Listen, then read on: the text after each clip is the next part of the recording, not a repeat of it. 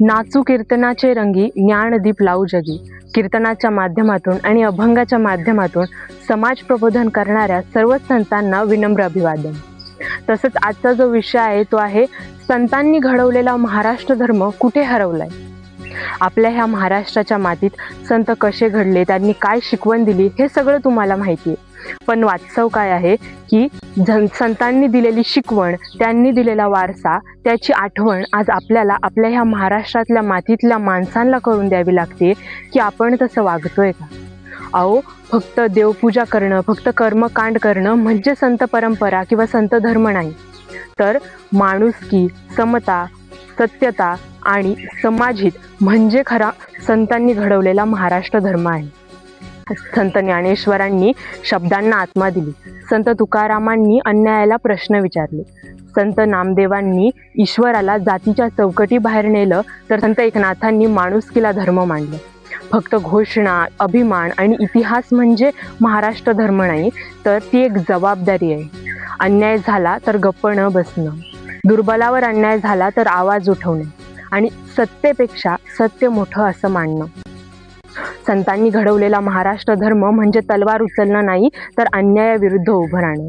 महाराष्ट्र धर्म म्हणजे घोषणा देणं नाही, तर गरजवंतांचा हात धरून चालणं. महाराष्ट्र धर्म म्हणजे भूतकाळाचा अभिमान नाही, तर वर्तमानाची जबाबदारी आणि भविष्याची दिशा आहे. खरं सांगायचं तर संतांनी घडवलेला महाराष्ट्र धर्म कुठेही हरवलेला नाही. तो आहे आईच्या संस्कारात, शेतकऱ्याच्या घामात, शिक्षकांच्या धड्यात, सैनिकाच्या शौर्यात आणि सत्यासाठी उभं राहणाऱ्या प्रत्येक माणसात. तो अजूनही जिवंत आहे, अजूनही श्वास घेतोय, फक्त त्याला जागा करण्याची आणि जगण्याची जबाबदारी आपली आहे. जो माणूस संस्कारांचा मार्ग धरतो तो फक्त चांगला माणूसच नाही, तर ईश्वर प्राप्ती सुद्धा साधतो. परंपरा म्हणजे अंधश्रद्धा नाही, तर ती एक पिढ्यानपिढ्या जपलेली जीवनमूल्ये आहेत, जी आपल्याला योग्य दिशा देतात. आज आपण संतांचे अभंग ऐकतो, वाचतो, पण त्याचा अर्थ समजून घेतोय का?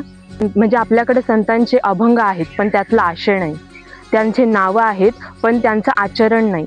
नाम संतांचे ओठांवर पण विचार नाहीत आचरणात. नाम संतांचे ओठांवर पण विचार नाहीत आचरणात. म्हणूनच उरतोय धर्म फक्त भाषणात आणि हरवतोय जीवनात.